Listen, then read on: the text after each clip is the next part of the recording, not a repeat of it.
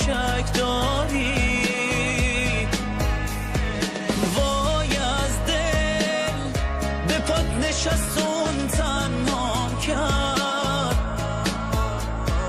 وای از دل تهش نموند و اون رسوا کرد. نزار آروم بریزه از چشام اشکم، بیا و این دل دیوونه رو نشکن. به این راضی نشو جداییمون سخته، بیا و این دفعه هم از من تو بگذر. نزار آروم بریزه از چشام اشکم، بیا و این دل دیوونه رو نشکن.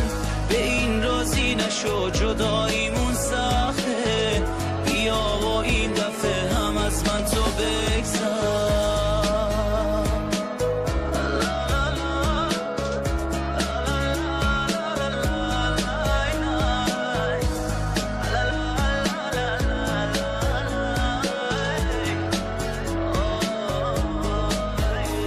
همین دیشب بود انگار وقتی خوابت رو دیدم، دستات تو دستام خیلی قشنگ عشقم. خوابت رو میگم من شدم یه قرصی عصبی، هر شب با خیالت میخوابم.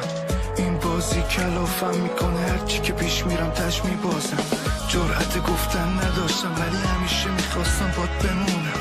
این من بودم دوست داشتم مثل همیشه، باز بگونم عادت کردم همیشه جوری باشم که خوشحال بمونی. هر جوری بود زد تو زلطم، الکی هم شده گفت میتونی. گذشتی مثل اون وقتا، مثل وقتایی که اعصابمو نداشتی. یه وقتایی که دیوونه میشدم میخواستم اصلا نباشی. نمیخواستم تموم شه این دنیایی که باهات ساخته بودم. نمیخواستم تموم شه ولی اون که فکر میکرده باخته زود رفت. نزار آروم بریزه از چشام اشکم، بیا و این دل دیوونه رو نشکن. به این راضی نشو جداییمون سخته، بیا و این دفعه هم از من تو بگذر.